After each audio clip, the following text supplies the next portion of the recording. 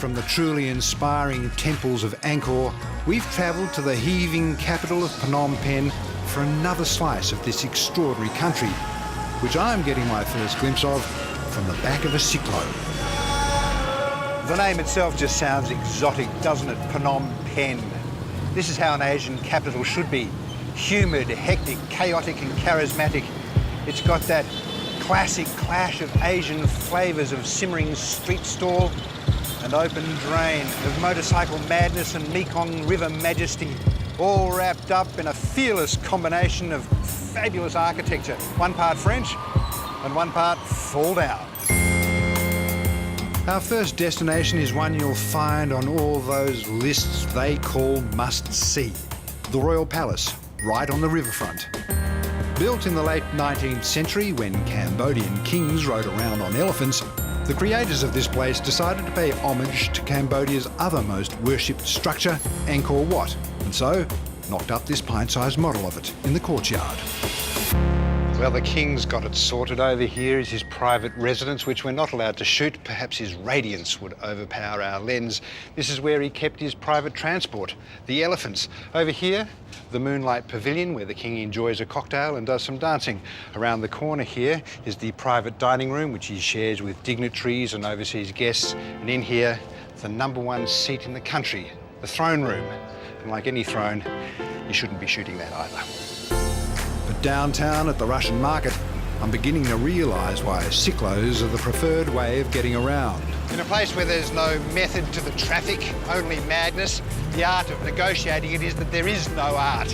You've just got to be bold, fearless even, take life into your own hands and perhaps say a little prayer. With some of Cambodia's finest now gloriously lodged in the memory bank, it's time to head southeast to Vietnam in the best possible way imaginable, aboard a luxury scenic Mekong River cruise. The lifeblood of Phnom Penh is the Mekong, the river the Vietnamese call the River of Nine Dragons, and it's the mighty Mekong that's now going to take us into Vietnam. It's long been an ambition of mine to cruise the great rivers of the world, but so far I've only managed to tick off a few: the Thames, the Yarra, and a suitably brief stint along the Parramatta, so it's fabulous to be here finally, and even better to be cruising the mighty Mekong in luxury and style.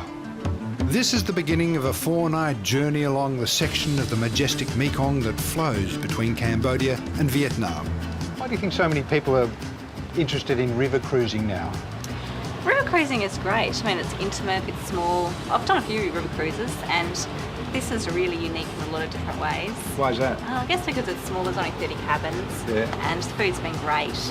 Just really relaxing to sit back and watch life go by in Asia, and really see the locals out working. Have you been into Vietnam before? Yes, I have. Yeah, I've travelled through Vietnam.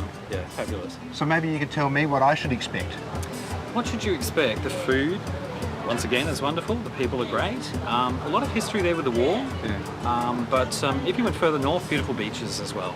Yeah, stunning. With so much to look forward to, we hit the border with surprisingly little fanfare. When a kingdom such as Cambodia there shares a border with a communist country such as Vietnam here, you'd expect an area of no man's land, wouldn't you? Of razor wire, armed patrol, sniffer dogs, searchlights. At the very least, a gunship or two, but no, not here on the Mekong, where life is very much more laid back. To begin the whole border crossing process, we must first wait for the mechanic in the little workshop over there to fire up the putt-putt, which delivers the solitary customs official to the ship to begin the rubber stamping. Meanwhile, we have another glass of champagne, or two. French, I believe. People talk about the comfort and convenience of river cruising, of unpacking only once, of having the hotel room deliver you to each destination, as it were, but it's more than just that. It reveals a slice of life that you wouldn't normally see, a chance to look over the back fence at life and culture as it really is, rather than how it might otherwise be superficially presented. And since rivers offered some of the earliest forms of transport, the riverfront is where the history lies. The comforts and convenience are worth a mention, though. This is no ordinary cruise. The rooms are luxurious, the food is gourmet all the way, and the feeling is such that you'd swear you were afloat in a five-star hotel. But since this is perhaps Asia's greatest river, the emphasis is to really experience the remarkable waterway where 60 million people live, work and play. Not far from the Cambodian border is our first stop in the town of Tan Chau, where it's near impossible to miss the waterfront temple. Wow, Nam, it's very colourful. What is the religion here? This is we call the Khao Dai religion. Khao Dai? Khao Dai. It is 100% Vietnamese religion found in 1920s. The religions here is Buddhism, Christianity, and Islam. And with two big philosophies, the Taoism and Confucianism. So all of them are involved in this? All of them involved that. Why is that? Because the founder of the religion would believe that he had seen so many people in fighting in the war, and it was no need to have so many people die of the war. According to our guide Nam, the bright colours represent the different religions and philosophies. Yellow for Buddhism, blue for Taoism, and red for Confucianism. And given that the locals are clearly very content, this merging of religions seems to be having the desired effect. Bye. Rickshaws are at the ready for a rollicking journey through a town you'd normally never get the chance to visit. You're unlikely to find Tan Chau in Lonely Planet, making this a magnificently remote place to discover. Not quite sure what the joke is, but every time we go past these people on the side of the road, they point and laugh. Hello! Hello! Then it's back on the sampans to visit some residents, taking waterfront living to a new level. These houses here, they're floating, are they? Yes, they are. People are living in those, or Yes. is there industry in here? Exactly. They are actually living in these houses. They are both fish farm and the houses. It's no surprise that Vietnam is the world's leading exporter of fish. This is the pink carp, not only a major protein source for the locals, but at around $2 a kilo, a major income source as well. Hey, hey! Bravo. Look at that, can I have that? This is about 600 gram fish. Okay, so 600 grams. So they still keep up for 1 or 2 more months. They're going to fatten it up When some about more. 700 or 800 grams, it's ready to go. It's a good-looking fish. All we need now is that classic Australian staple, the minimum of chips. It's a very big island, actually. Because of its number of tributaries that drain into the sea, the Vietnamese call the Mekong the River of Nine Dragons. Here, numerous other tributaries snake their way around small islands, some of which have only recently been connected to electricity. Did you ring ahead? Do they know we're coming?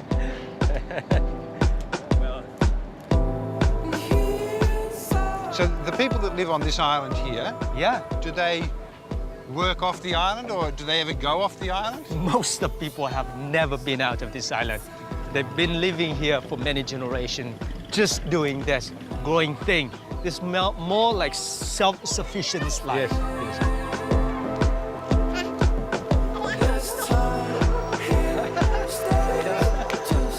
If the locals seem interested in us, it's because, again, this is nowhere near the well-trodden tourist trail. This is the owner of the house, and he's in the most traditional How do you do? color. Chào bác, chào chú. Yeah. Chú con đến thăm nhà bác tí. Mời This, bác this qua is đây. his house? Yeah. Dạ, nói chào đây. This is his house, yes. Right. He's got the television going and everything. Yeah.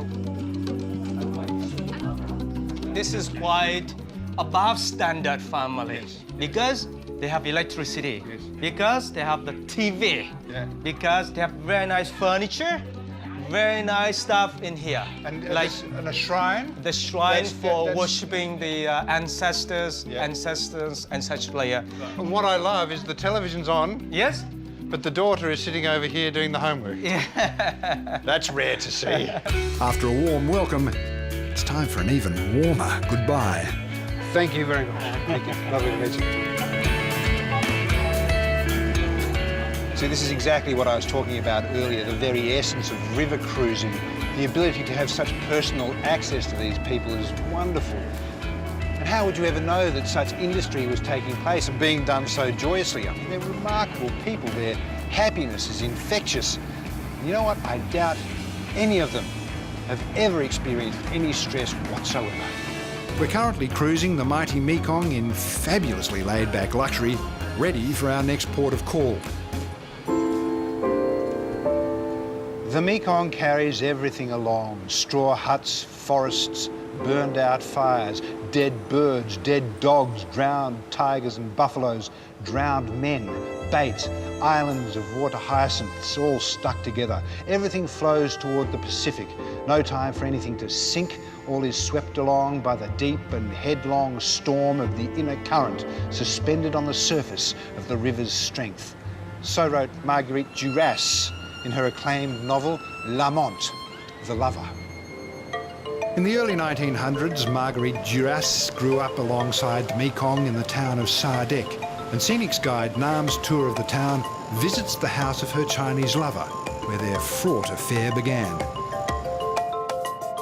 The novel makes it obvious that the relationship between Huynh Thuy Le and Marguerite Duras was uneasy, difficult, complex and doomed. But upon seeing the wealth displayed here, it was clearly an added seduction. At the time of their affair, 1929-1930, Huynh Thuy Le was the extremely cashed-up landlord, owning 2/3 of this town. The thriving Sa Dec markets have been around for almost 200 years, and although a lot of this produce is brought in by boat, like everywhere in Asia, it inevitably ends up on the ubiquitous motorbike to be driven right through the centre of everything. Boy, if you ever had a desire to be killed by produce, this would be the place. There's so much stuff. Exactly. Running around here on the backs of motorcycles. I've never seen so much produce on a motorcycle. Right. Unbelievable. This is all fresh. This is all fresh. All picked grown locally. around here. Yeah. Yes, they just picked this early this morning. Wow. And people all carry on the scooter or boat to this market. There's some pretty hectic negotiation going on over these cucumbers here. At the moment it sounds quite angry, but that might just be the language. Further up here, there's the wet market as well. The wet market is up there. So that's meat and fish. Fish, live fish, all the stuff fresh. Yeah. The wet markets are even more lively. When they say fresh, they're not kidding. Alive frogs, 100%, caught just last night, all in the market. Okay, that's all getting a bit much for me now. That'd be the French influence, wouldn't Very good, in the restaurant. In a nearby shop, more delicacies to give even the strongest of stomachs the screaming heebie-jeebies. This is the cobra in the rice wine. It's Vietnamese Viagra. It has the men rising like a cobra.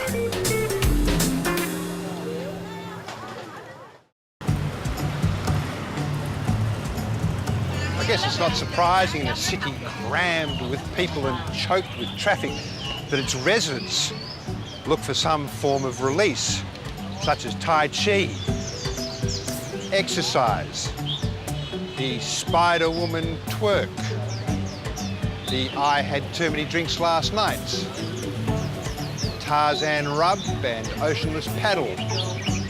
And then there's the sit and think with a nice hot drink while Budgie takes a warble. It's all very peaceful and pleasant, but this city wasn't always quite so peaceful. After exploring Vietnam from a Mekong perspective, it's time to jump ship and continue our scenic journey into the heart of this country and the frenzied cities of Ho Chi Minh and Hanoi. But not before visiting a location that played a significant part in shaping modern Vietnam. It was the mid-60s, the height of the Vietnam War. The communist Viet Cong had pushed down from the north of the country and held this area here, not 2 hours from Saigon, the capital of US-backed South Vietnam. And despite the military might in the area, the US just couldn't work out why they weren't winning the war here. They brought in manpower, artillery, equipment, jets, B-52s, and threw everything at an enemy they couldn't find. And the Viet Cong just kept mounting surprise attacks and then disappearing again.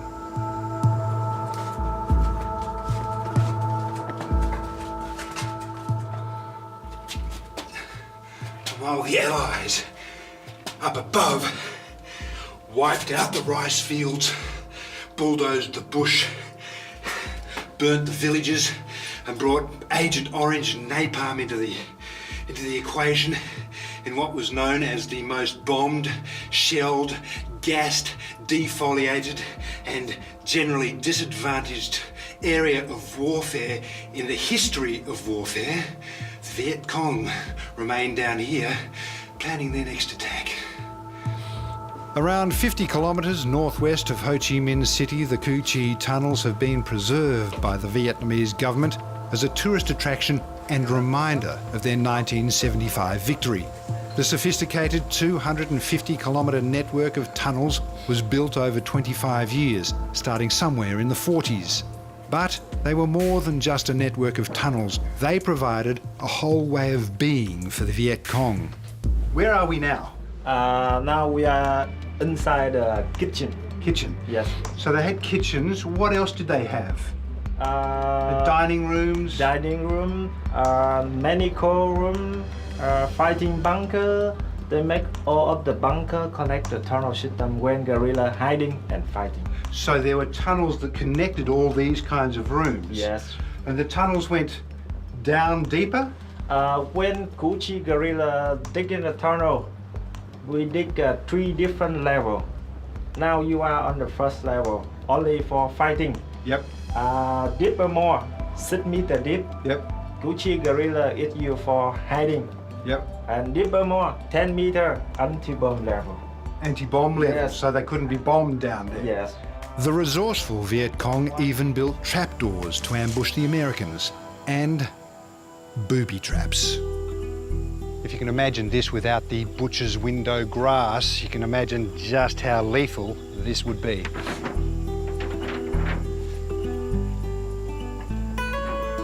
You don't need to be prone to claustrophobia to experience just how unpleasant life in the tunnels would have been for the tens of thousands of Vietnamese who lived, fought and died down here.